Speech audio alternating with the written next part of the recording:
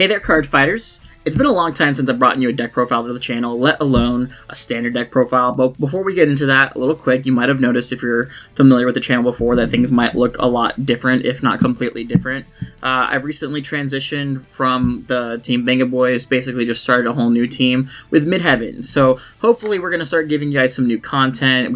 We've been having ideas on like fight videos, we got a new playmat made, and just different things like that, trying to make more fun decks to show off on the channel, along with some new members of the team.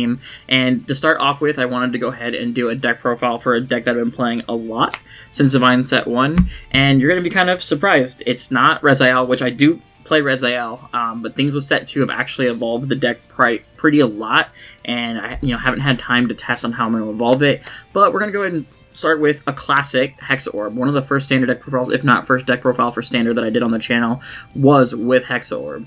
And it's a deck that I've been fond with Set 1. I actually, always evoked like the Oracle Think Tank, which was one of my sub-clans that I liked that wasn't Angel Feather. And I decided to kind of give her a try throughout my run at Springfest. And in Duluth, I actually went 6-1 with her. Our team ultimately went 4-3, so we didn't top. But I mean, my only loss was against a Messiah guy who drew cracked, and it just felt great to play her. And post Divine Set 1, she continues to stay really good.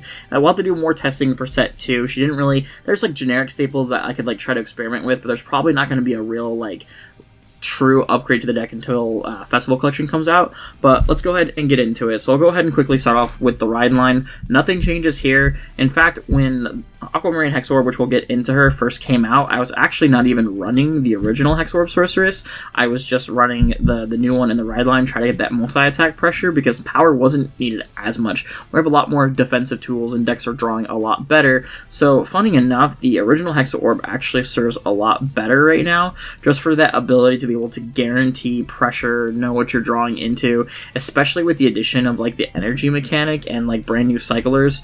It's a lot more versatile. So it seems simple enough, but on ride Counterblast 1, draw a card. Insane, especially if you have a cycle unit. If you're seeing cycles up ride, you're just plussing the entire time. And then, like I said, the ability to check that first, a couple of first 3 cards, rotate them, draw however you need it, depending if you have a cycler or what other rear guards you're playing.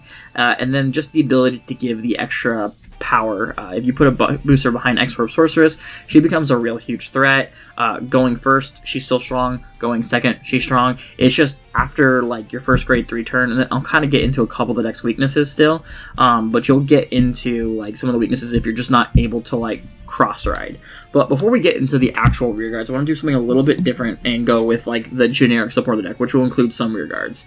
But it's kind of important to establish what the generic support does for this deck outside of the Keter pile decks that you're kind of seeing everywhere.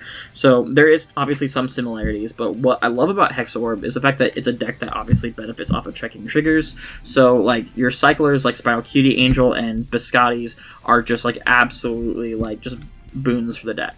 So your goal is to try to Persona Ride every single turn. You have to Persona Ride. There's just no way around it with this deck. So their ability to be able to still stack, scry, add cards, call unit, it all is extremely versatile. I mean, it's good in any deck, but it's even better in Hexaorb, considering how much benefit you get off of checking triggers for your multi-attack, high pressure numbers, and things like that. Plus, being able to draw on your write-up is so incredibly important. So just even seeing 2 to even 3 of these is super, super important.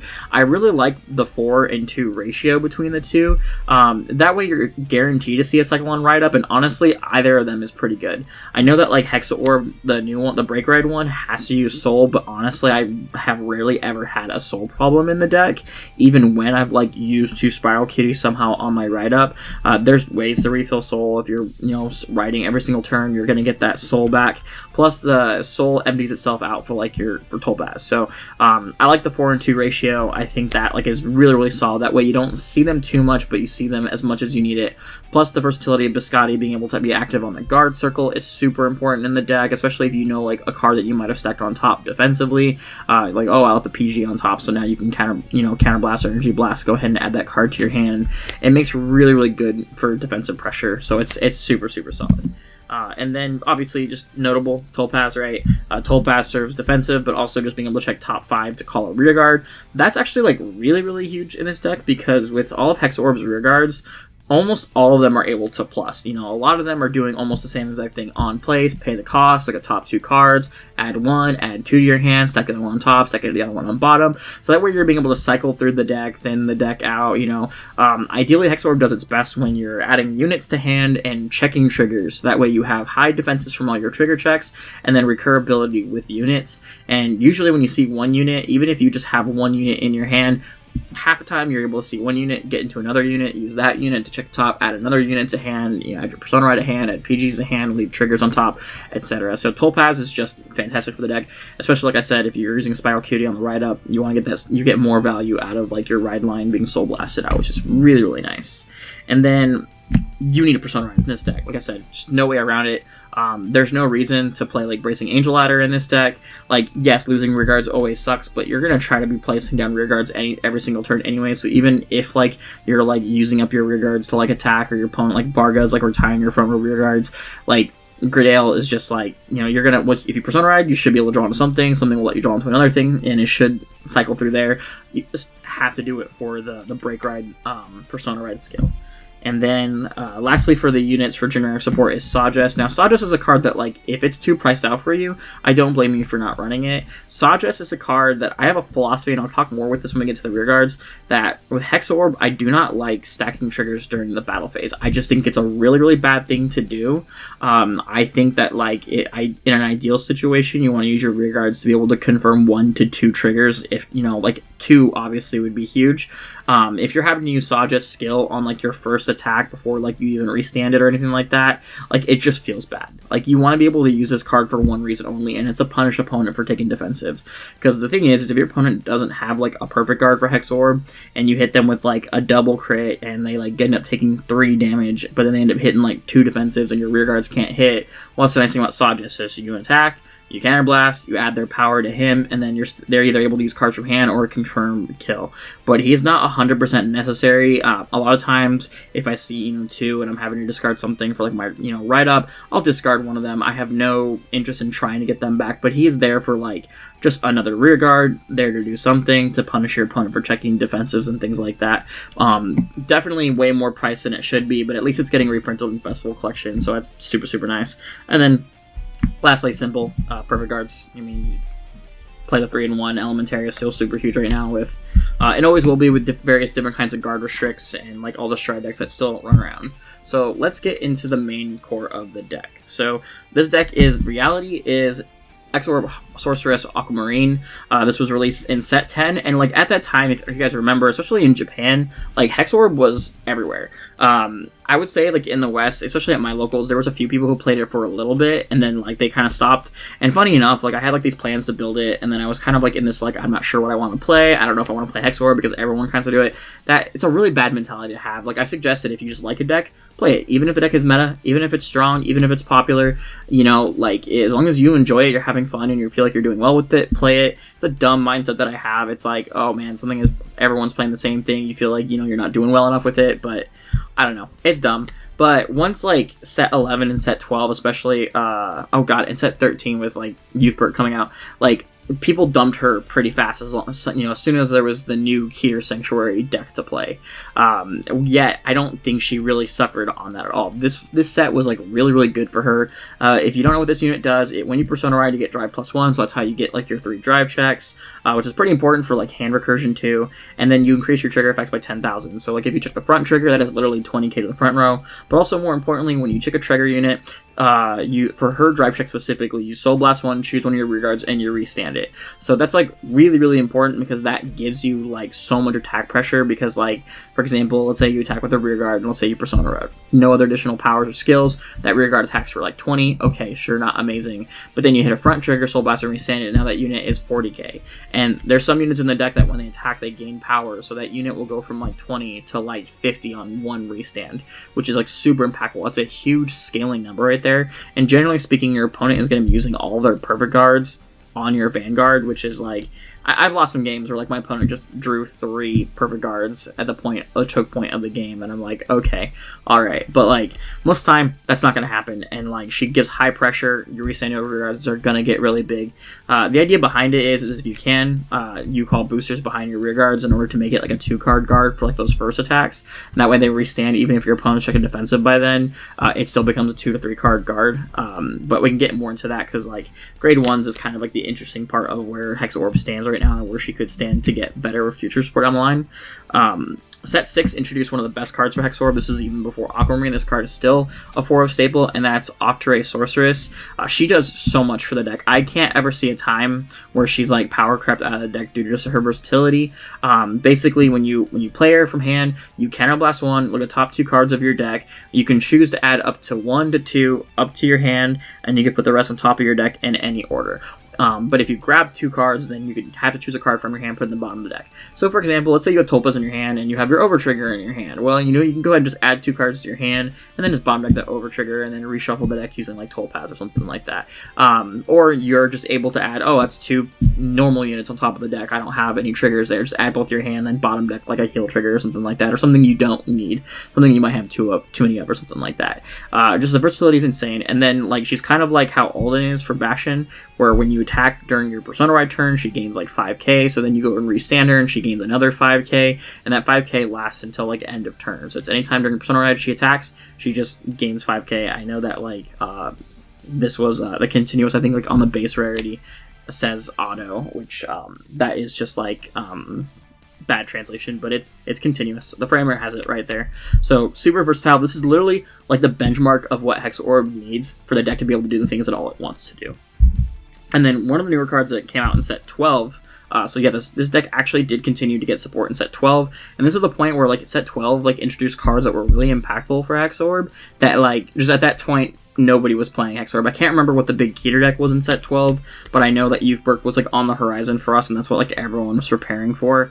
But then this unit is pretty cool. So when you place the rear guard from hand, if you have a grade 3 or greater Vanguard with Sorceress name, you counterblast 1, look at top 2 cards of your deck, choose a card from among them, put it in your hand, you put the rest on top or bottom, but then if you Persona Road, you can choose a critical trigger or a front trigger from hand, and reveal it and put it on top of your deck. So let's say with Octray Sorceress, you look at top 2 cards, you add 1 to your hand, you'll have to crit on top. Then you can place her, look at top 2 cards, grab the card that's not a trigger, leave the crit on top, and then reveal like a front or a crit from your hand, put it on top of the deck.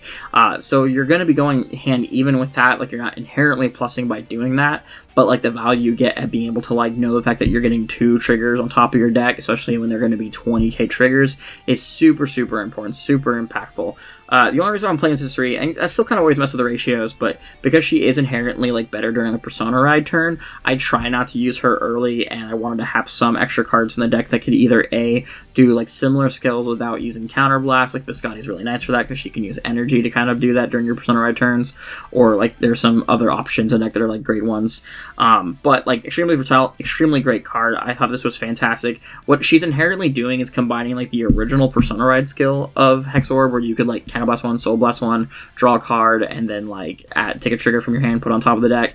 But I like that she gets the filter. That's probably the most important part, because like let's say you go to grab a card and then you see the card and it's just not a trigger, and you put it at the bottom, and then you're trying to do everything you can to like guarantee a trigger. So incredibly impactful.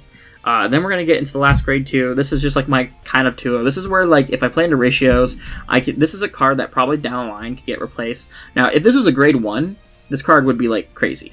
Now the nice thing about this card is she's not grade restricted. So like Octray Sorceress and the other unit, Delta Pen Sorceress, those are grade 3 restricted, whereas Quadracast Sorceress is not. That's her one benefit. But then her skill is when placed on rear guard circle, if you Vanguard with Sorceress name, look at top 2 cards of your deck, put them on top of your deck in any order and Soul Charge 1. And her skill is mandatory. There is no cost to doing it, so it's placed, you look at top 2. So you have to be careful with your sequencing, because like if you already stack your check with like 2 triggers or something like that and you place it on top, you can't just elect not to Soul Charge. You have to Soul Charge something, and then you can't put the other card on the bottom of the deck. But the nice thing about it is you're refilling your soul early, so if you use your soul to like Soul Blast when discarding Spiral Cutie Angel, or just being able to make sure that you're getting extra soul for like your continuous like Hexaorb trying to like Soul Blast from Sanity unit, there's versatility in that kind of sort of thing.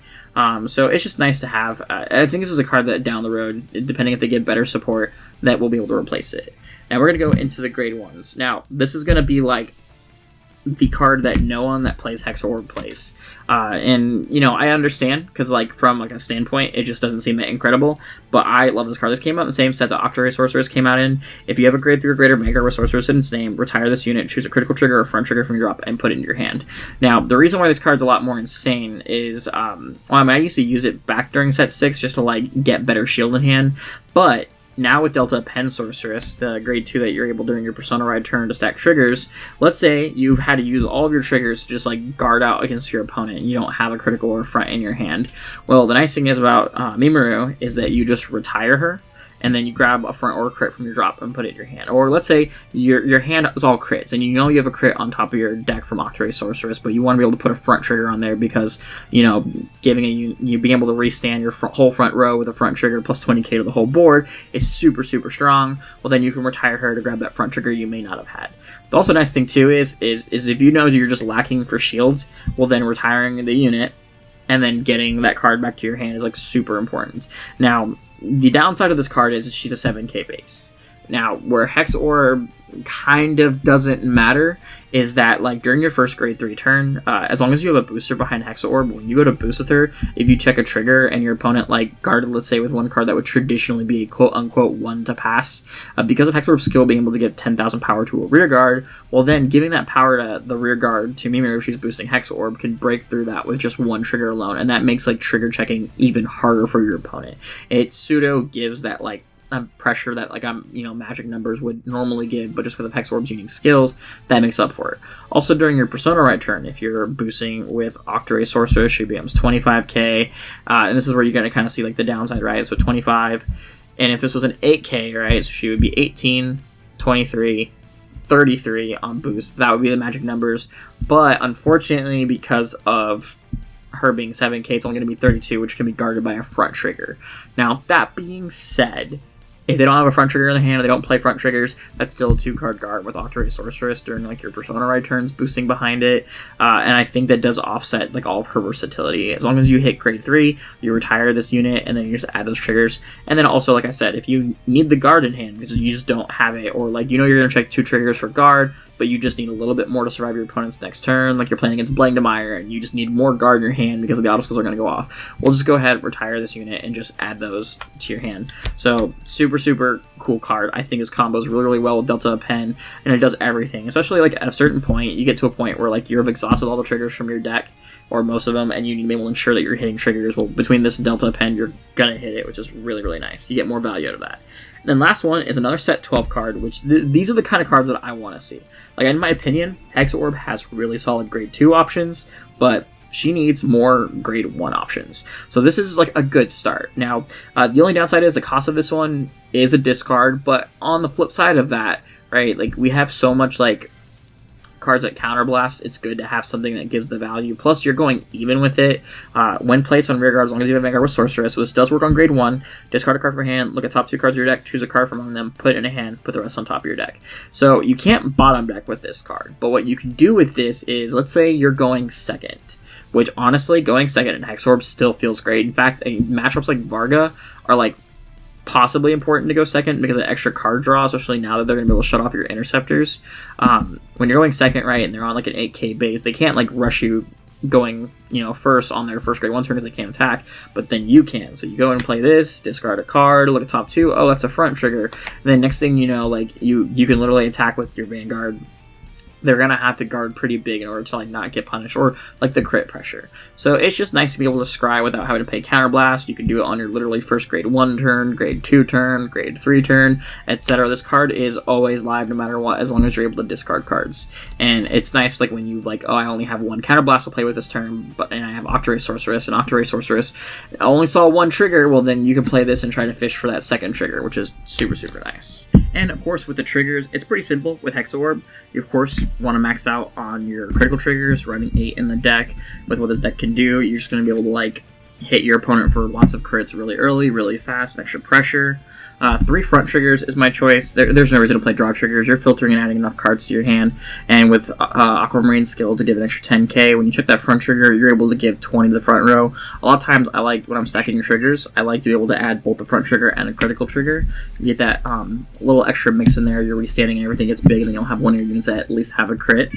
Of course, 4 kill triggers, and then my over trigger of choice is Idosphero, the blue OT. With the blue OT, you're able to get the crit, something out of your drop. With Hexaorb, like I said, you need to be able to keep Persona riding, so if you're not able to go for lethal there, you might be able to at least be able to set up your game, keep your defensives going, and things like that. So it's pretty simple. I like the blue OT more than the red OT.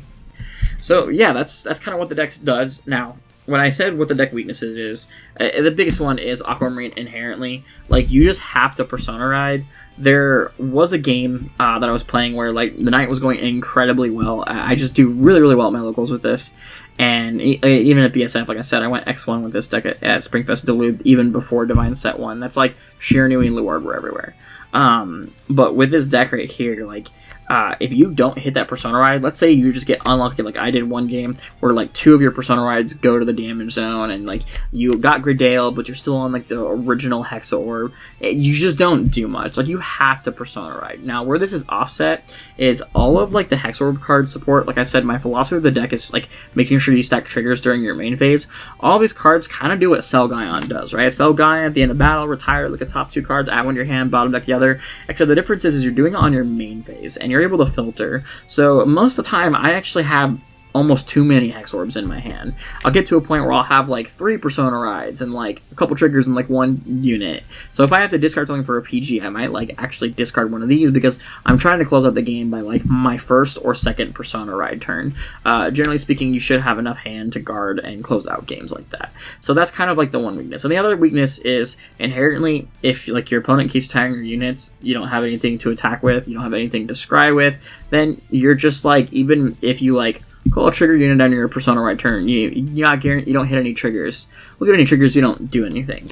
But like throughout most games, that's not a problem I generally have had. Usually you're able to like, okay, cool, draw for turn, that's a unit, Persona ride, okay, cool, another unit. Or even if you drew like 1 unit and a trigger, that rear guard, you're able to just like on plays, look at the top 2 cards, try to filter, get more units out, try to increase your chances of trigger princes. And when I say chances, I mean like you're working to guarantee your trigger checks.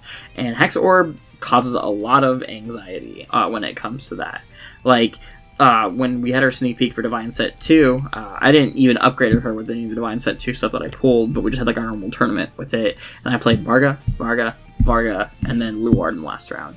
And like, Luard is probably the matchup that I would say is probably the shakiest, and it's just until Selgaion gets banned, because like, they draw so much, and if you don't draw into Elementaria, well, it just like kind of sucks.